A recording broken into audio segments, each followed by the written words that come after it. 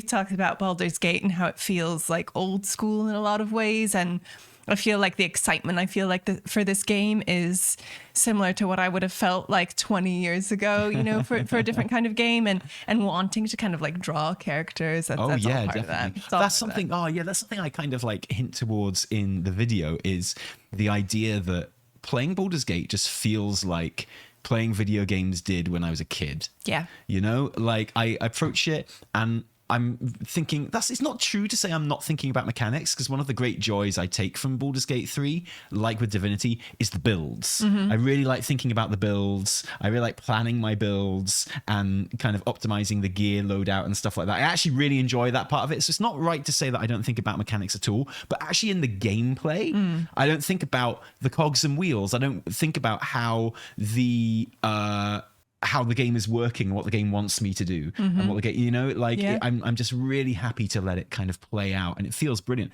And I haven't felt like that since I was a kid, you know, so it just feels wonderful. It feels so good. And I feel like I think there are three reasons why people react so strongly and emotionally to Baldur's Gate 3.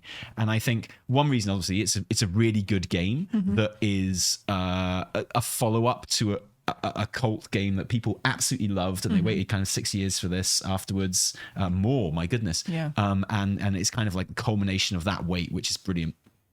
Two is the fact that it is so nostalgic, not because it kind of resembles older games, but because it does make you feel like older games do. You know, when I've been playing Baldur's Gate 3, like, it's not like Baldur's Gate 1. It's not like Shadowrun, you know, but I think about those games a lot when I play this game, because it makes me feel the same way. I do approach it like I approached games when I was a literal child, and that feels brilliant. And so obviously, and that's why I think a lot of the conversation around Baldur's Gate 3 got caught up in the whole, there's no microtransactions and things like that, which is true and brilliant, but it was a bit overblown because, like, okay, fine, whatever. But I think that is people's way of expressing how the game makes them feel. Absolutely. In terms of, you know, kind of, it makes them feel like games did when games didn't feel so shit and cynical. And there's nothing cynical. I mean, for me, in my experience, there's nothing cynical about this game. Like, I don't.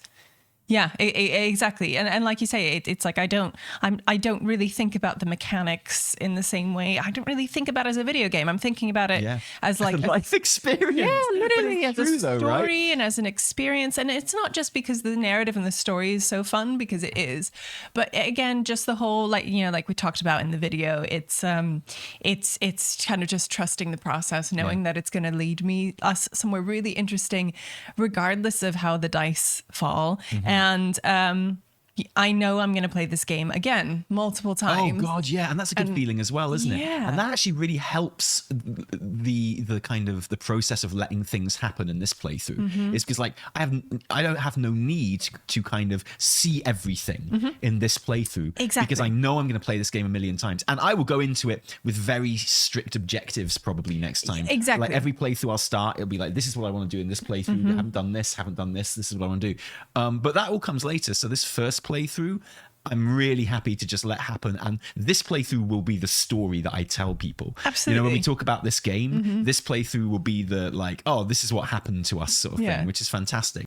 But the third thing, the third reason I think that people are having such an emotional response to this game is because I think for about 2 or maybe even 3 generations of people, this is the first. And even for people who did play, like, the original Baldur's Gate and other games like it, I know you've got games like Pathfinder and what have you, but I think for a lot of people, this is like the first proper D&D video game. You know, it's the first game that just really, really feels like D&D. It's my first D&D game. Yeah, exactly, and is licensed by D&D as well. Yeah. Like, Divinity felt like D&D, but this has got the license, it's got all the, you know, the words and the names, it's got the dice rolls and stuff. So it does feel like a continuation of people's kind of home campaigns, and that's really important, because with the couple of years that we've all had since 2020, you know, where a lot of people couldn't go out and see people, and a lot of D&D games kind of collapsed and left people with like this really big kind of hole in their lives in a way, which isn't exaggerating, I don't think. No.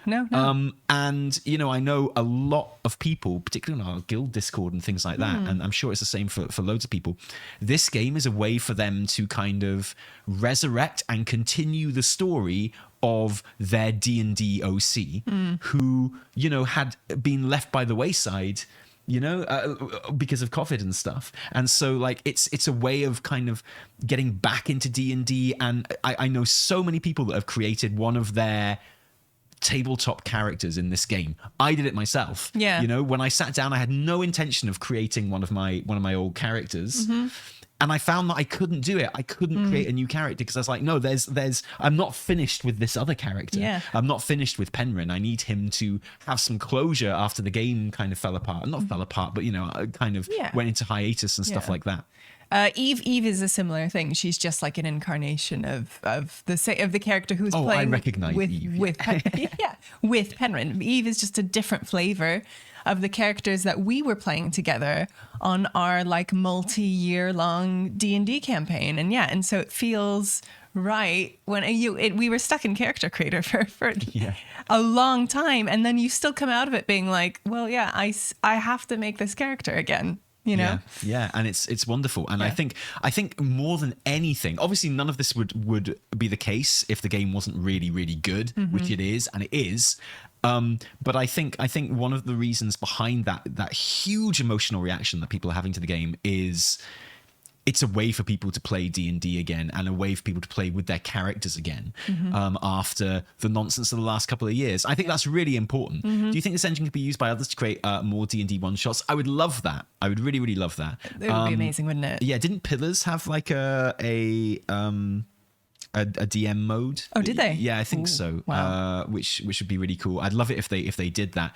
And Larian have come out and said that they do want to make DLC for the game, which I was like, well, because the whole kind of discourse around, there's no microtransactions, there's no DLC, the game is all there. And I was like, I kind of like it if it wasn't. I know what you mean. Like it if they were like, we're going to bring out an expansion to this. We're going to bring out like one shots. We're going to bring out I'd like my characters to kind of carry. I don't know how this game's going to end, right? But I'd like there to be more of this game. I'd like it to be something like not like WoW, but where you can always expect there to be a new adventure around the corner and stuff. I think that'd be amazing. So and I think that's an amazing thing about the game, and I would love them to open it up to a DM mode, so kind of people can make their own like adventures and stuff in there. I would love them to have DLC and things, which actually brings us to something I want to talk about today. We did have some patch notes come out today. Community Update 24, looking to the future. And I feel like I'd like to look at these actually. Yeah, let's pull them up on stream. But this is actually quite a big and important update. So we've already had like a big bug fixing update, which is great because Karlak can now kiss me, whereas before she was kind of kissing over my head. Yeah. And this seems like a really, really good update. People have been saying really good things. I saw a lot of tweets go out last night going, "Nice one, Larian. Let me suck your dick," which sounds good. I'll suck Larian's dick all day long. Since launching last month, a lot of tweaks and updates can already. I'm not going to read this as Sven. I'd love to because he's amazing. Hello all. Since launching last month, a lot of tweaks and updates can already be seen in Baldur's Gate 3. That's my Sven impression. Do you like it? Do you love me more when I sound like... I love me more when I see like... yes. Over the past few weeks, we've chased down bugs, polished up some cinematics, and used your feedback to help organize our thoughts and inform our plans going forward. The first major patch just launched, solving over 1,000 bugs to hopefully make Baldur's Gate 3 an even better experience. But it was still a patch designed primarily to squash bugs. We want to go further than that. We now find ourselves at a time where we're able to properly sit down and consider how to pass feedback beyond bug fixing and UX tweets. Patch 2 is just around the corner. It's here, isn't it? Well, it's coming. Well, no, it's not. It's not here yet. It's just around the corner. Whatever that means in like video game speak. And while it does include bug fixes, it also includes substantial performance improvements for the first time since launch. Perhaps more notably, we're adding better closure to the story's final act in the form of a more fleshed out ending for Karlach. Ooh. Something many of you have been asking for. Interesting. And so, I mean, for me, someone who's very invested in the Karlach storyline, Heck yeah. no spoilers in chat, please, because I don't really know anything. None. But that is incredibly good to hear. Yeah. But also a bit worrying because I don't want to finish the story before this patch goes out. To be honest, I don't think you will. I mean, I feel like they're coming out super quickly and they're being very agile and responsive. Act 3 is apparently massive. Yeah. So I have to say, just to interrupt quickly, I'm super excited for Act 3 because I know nothing about it. Yeah, I me know. too. And the thing is, I know the setting. That's it. Exactly. I know the setting because it's where we've been trying to get the whole game. I don't know anything else about it. Whereas with Act 2, like I feel like we're coming towards the end. Like we fleshed it out, we explored the whole map, we got the vision of it and the feel for it, and I've loved that. But I'm so excited for like going in completely blind to the next act. Yeah, and particularly because like everywhere we've been recently, we came through the Underdark to get to like where we are now in Act 2. So we've just been in the dark. I'm just ready for some sunlight. Now. Yeah. I'm ready for a nice sunny city, basically. Which is like great design, in fairness, because before we get ahead of ourselves, no, let's talk more about Karlach. Sort out her fucking story, man, and let me know when it's done so I can log in again. Before we get ahead of ourselves, let's take a moment to focus on a conversation some of you have been having in the background. Many of the points that come out of this conversation are being funneled into the umbrella term of cut content. Wait, hang on. Have gamers hooked on to one buzzword which they're applying inappropriately to basically everything? It's possible. To be fair, I don't. So unusual. In order to avoid spoilers, I don't really engage with the Baldur's Gate 3 discourse, but quite glad I read I'm not part of it right now. Reddit article on cut content. Ooh, interesting. I even reading it, and kind of skimming some bits when I sensed they were spoilers and stuff. And in fairness, the Reddit article was very good at blocking things out when they were spoilers, good. so I felt safe reading it. Yeah. And But I'm sure there is like legitimate cut content, and some of the things in the article I was like, oh yeah, okay, that sounds legit. But even then, there was about a third of the examples they were giving was clearly content that was cut for a creative reason. Interesting. Okay. It's like if I write a script. And this happens with WoW all the time, right? Yeah. If I write a script and I'm making a video, and then I record that script, and then I'm editing the video, and then I'm like, this little segment is too long and windy, and I'm just gonna I'm just gonna cut that bit, right? Mm-hmm. That is technically cut content, but it's not like I've done it because I think it makes the product better. Exactly. Not because I was cutting corners or because I didn't have time or anything. And there's a reason it's cut. Yeah. Calling creative decisions cut content is a bit misleading, I think. I agree. And they are kind of alluding to this in these notes here. Yeah. It's like a lot of what you're calling cut content isn't really cut content in the way you mean it. No. Many of the points that come out of this conversation are being funneled into the umbrella term of cut content. So we thought it would be helpful to give you some clarity about that as we think about the future of Baldur's Gate 3. I just want to say that I'm a big fan of the way that when you highlight text on Steam, it gives it like some glow. It gives it some drop shadow. The text gains drop shadow when you highlight it, which I think is really cool. Amazing. Anyway, we went through many different threads and reviews with our community teams, and we think we've managed to truncate the discussion about content and Act 3 into 3 topics: performance, bugs, and user experience. Performance. The city of Baldur's Gate itself is ambitious. Technically, narratively, this is a spoiler.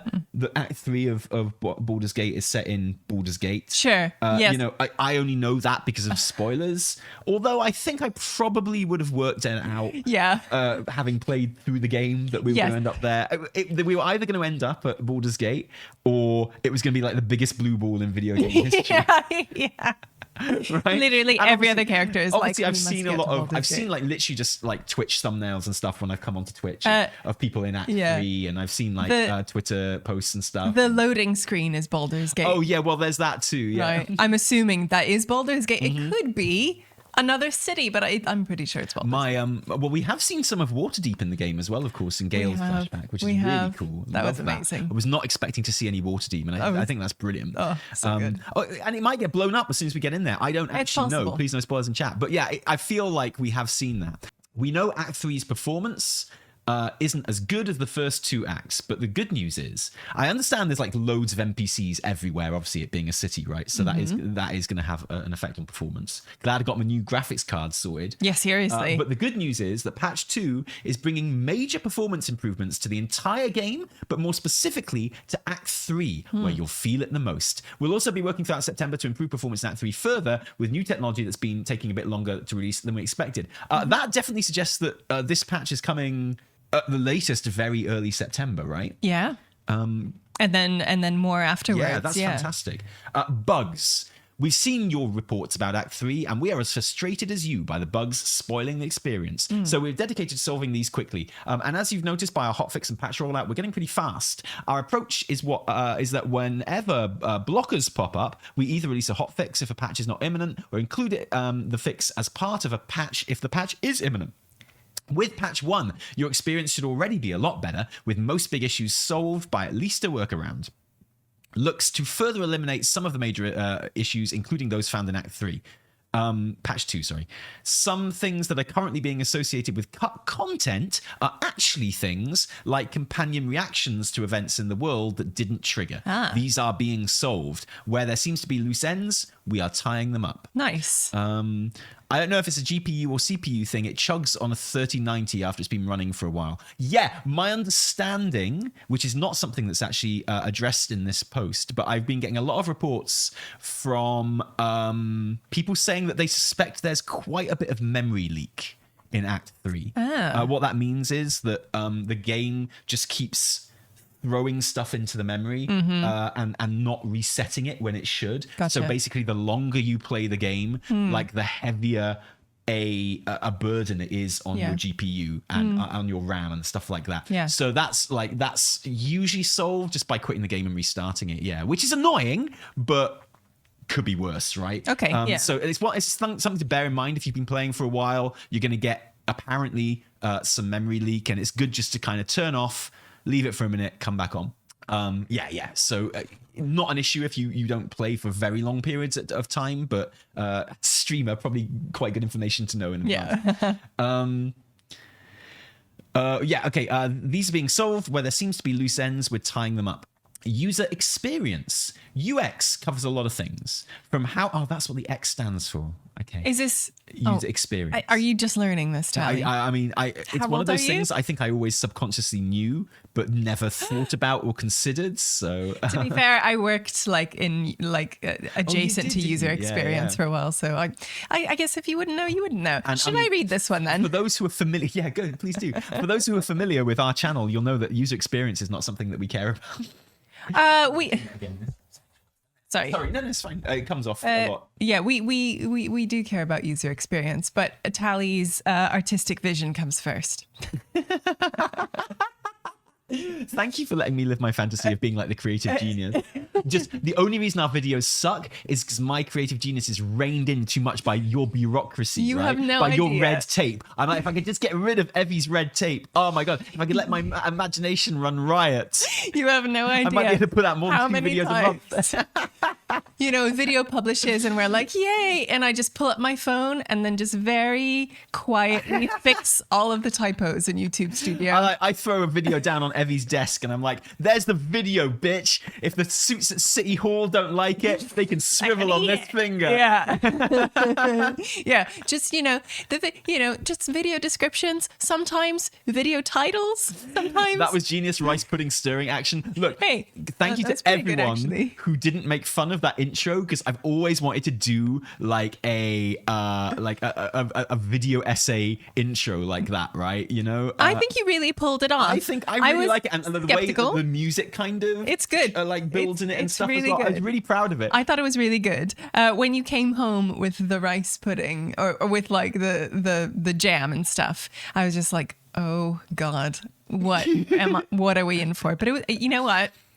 I liked I'm it. really into video game essays that, you know, they do the standard like clever video game essay structure where they start talking about something else and then link it into. And I'm a huge fan of like that. It's a is it great Joseph format. Geller? He does his videos like that. And It's I really just good. really like that as a way of watching it. Yeah. And it's you know tropey and it's like a kind of it's you know it's a structure, right?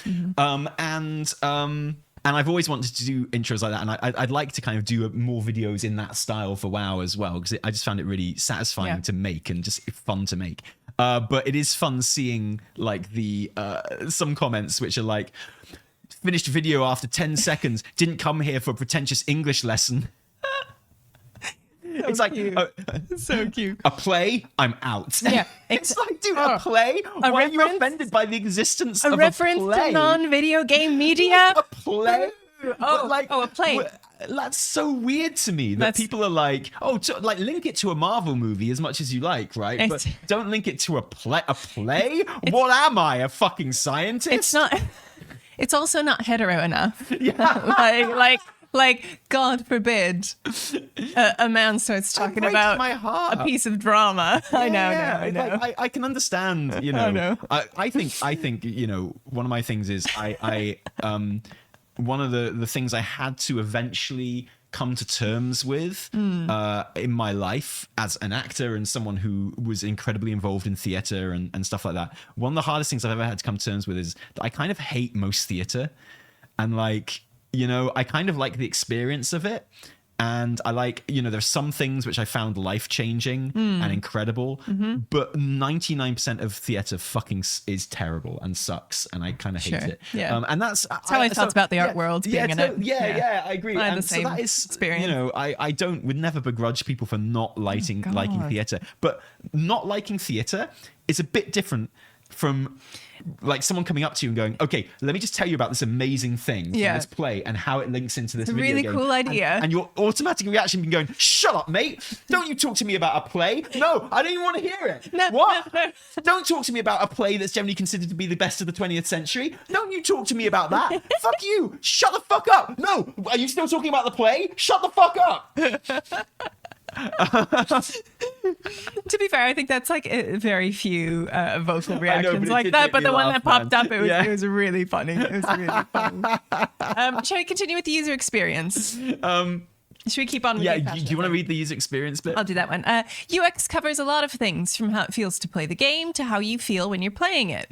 BG3 is a game 3 years in early access and 6 years in the making. Many of the building blocks or ideas, tests, or however you want to refer to the junk data that falls outside of what we shipped with can and is being data mined.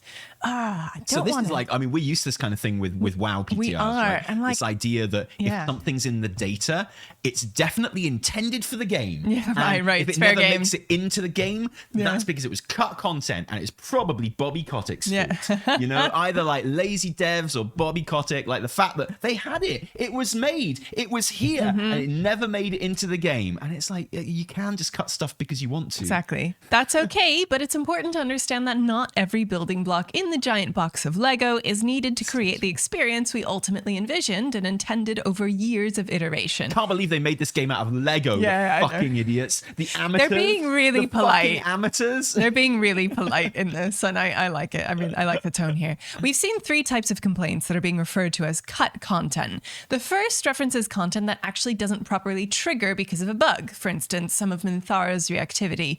We've located what's causing that, and we are working on it. Expect a fix for this soon.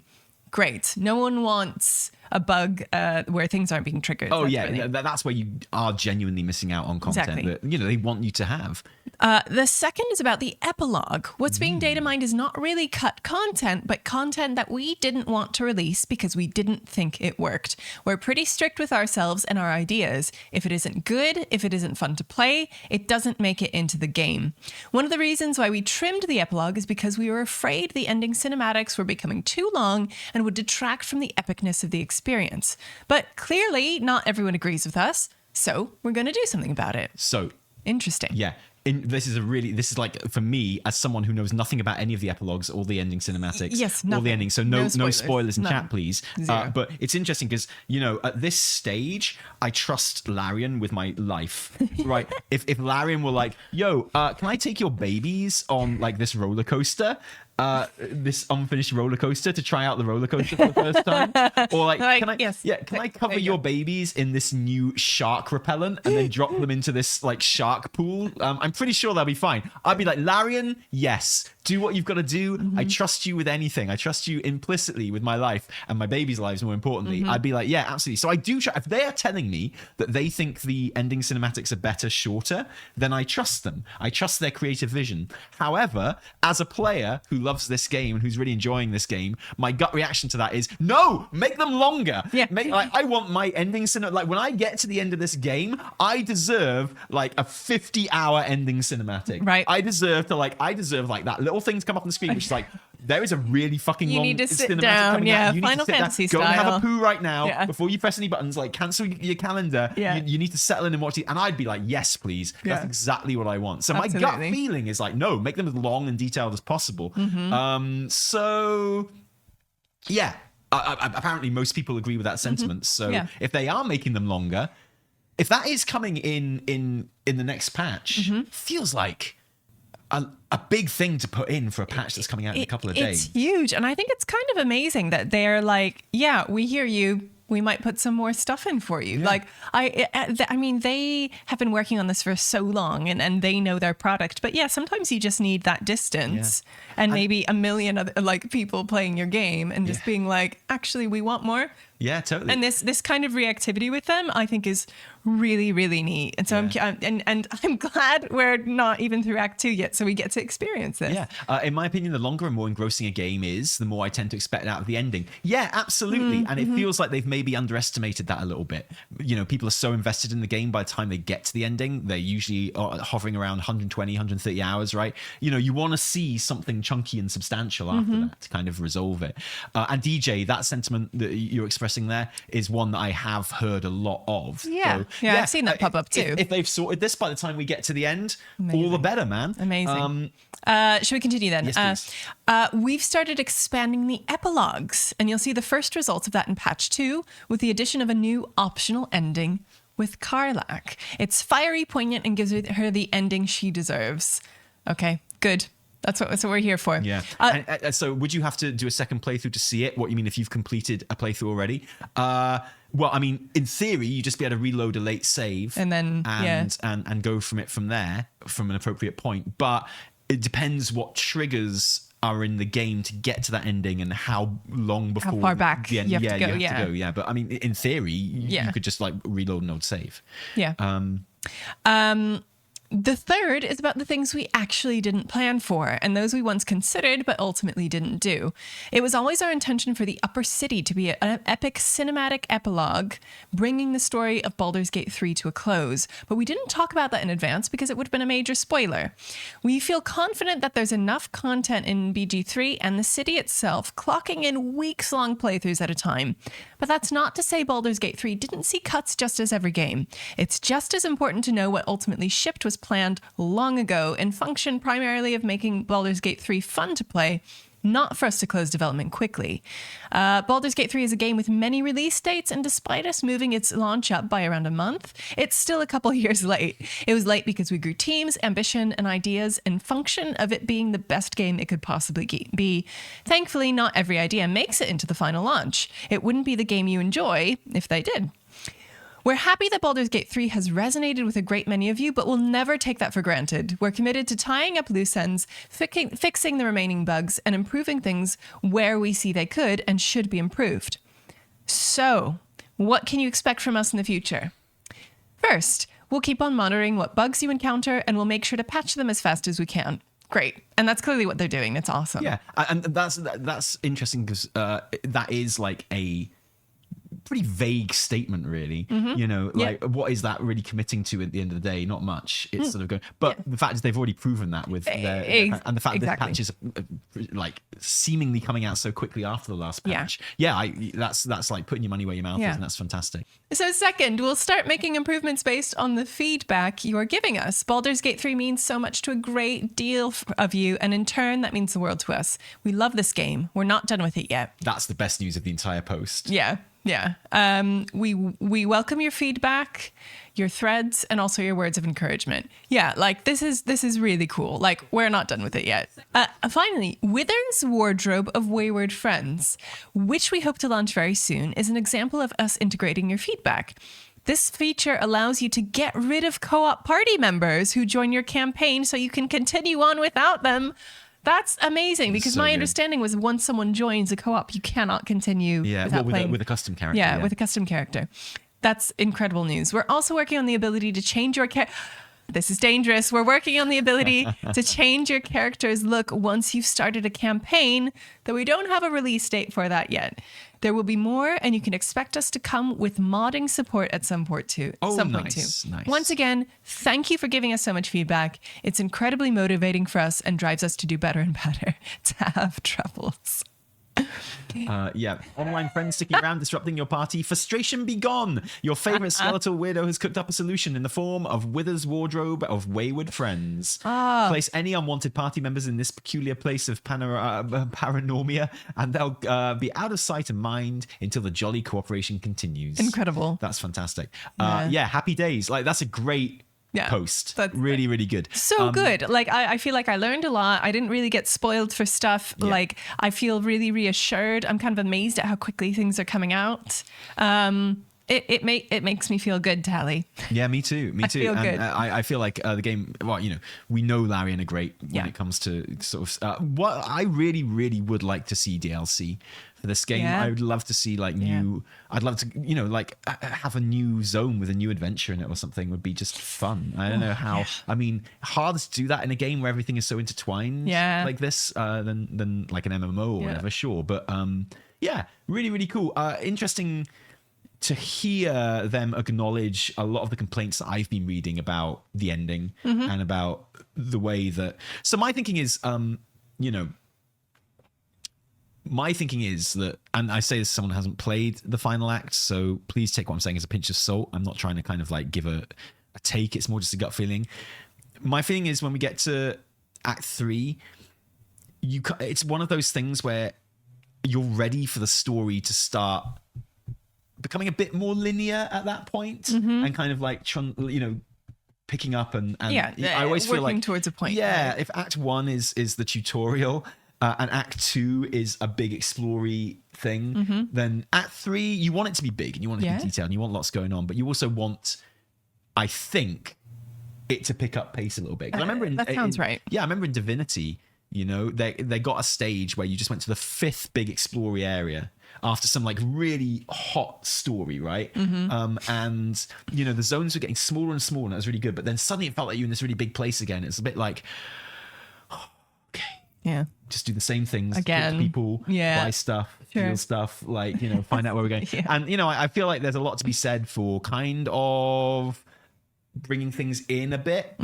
You know, and like streamlining and focusing stuff a bit in Act 3. But I don't know. People are disagreeing with that take who have played it, so I trust them over me, someone who hasn't played it. I mean, and just imagine the challenge of having so many different variations and then trying to bring them all the potential paths together. Like that sounds, totally. You know, like a challenge they've been up against. But there was that Reddit article that I read about content was really interesting because it just shows that a lot of people don't quite understand the concept of cut content. Like when you tell me that, you know, when you're doing like a stuff that was cut from this game, people say Baldur's Gate 3 is great, but look at all this cut content.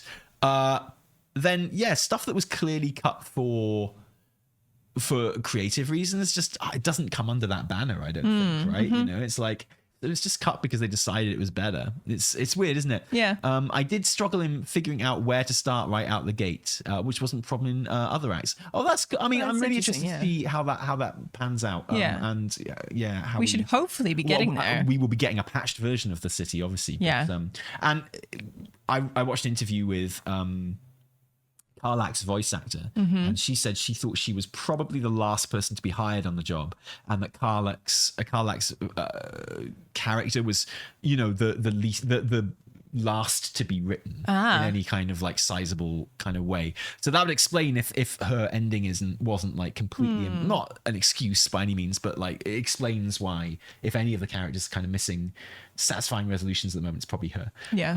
So anyway, really cool. Obviously, it depends if they actually deliver on this, but it does sound, I love the gentle kind of just putting people straight on content as well. Yeah, absolutely. Like that, there's a reason, but them also being like, hey, you want more? We want to give you what you want. Yeah, brilliant. I love this. Fantastic. Nice. Happy days. Happy to be here. Happy to be reading that.